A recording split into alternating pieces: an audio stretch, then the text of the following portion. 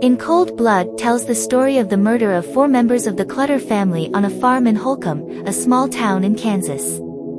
The novel, based on a true crime, explores the events of the day of the murder, the planning of the crime by Dick Hickock and Perry Smith, the trial that condemns them, and the impact it has on the town of Holcomb. Herbert and Bonnie Clutter had 4 children. The 2 older daughters, Ivana and Beverly, no longer lived in the family home. Meanwhile, their teenage children, Nancy and Kenyon, lived with their parents, enjoying a peaceful, prosperous life on the River Valley farm in Holcomb. The family was respected within their community, both in Holcomb and nearby Garden City, and Herb Clutter was known as a generous employer. On November 14, 1959, in another part of Kansas, 2 men on parole, Dick Hickock and Perry Smith, planned a crime involving a 12-gauge shotgun, rubber gloves, rope, and black stockings. That day, they drove toward Garden City and, around midnight, headed to the Clutter farm. On the morning of November 15, 2 of Nancy Clutter's friends arrived at the house and found her body upstairs, with a gunshot wound to her head. The authorities found 3 more bodies. All 4 members of the Clutter family had been brutally murdered. The police found very little evidence at the crime scene, only 2 boot prints and the materials used to tie up the victims. The residents of Garden City and Holcomb reacted with shock and fear, speculating that the murderer or murderers might be among them. The investigation began. By this time, Perry and Dick were in Kansas City. They read about the crime in the newspaper and worried about being tracked down. They fled to Mexico with money obtained by forging checks. Meanwhile, the detectives continued gathering physical evidence and witness testimonies. The investigative team received their first lead from Floyd Wells, a former employee of Herb Clutter who had shared a cell with Dick in a Kansas prison. He had told Dick that the Clutters kept a safe full of money in their home.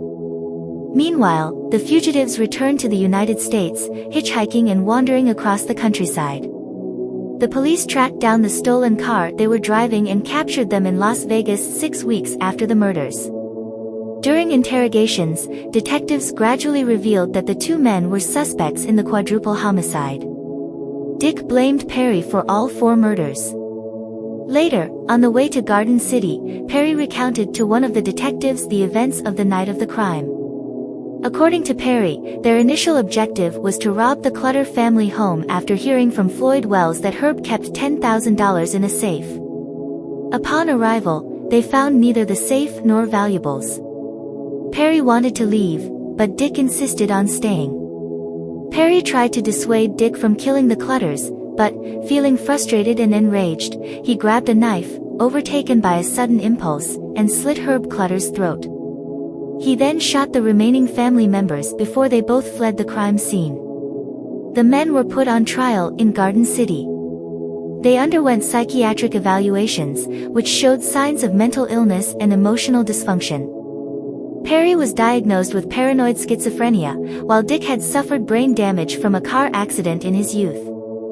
In Perry's case, who confessed to killing the entire Clutter family, doctors suggested that the murders served as an unconscious form of retribution for the misfortunes in his life. The pristine lifestyle of the Clutters symbolized everything the world had denied him, and the murders were an almost automatic response to that frustration.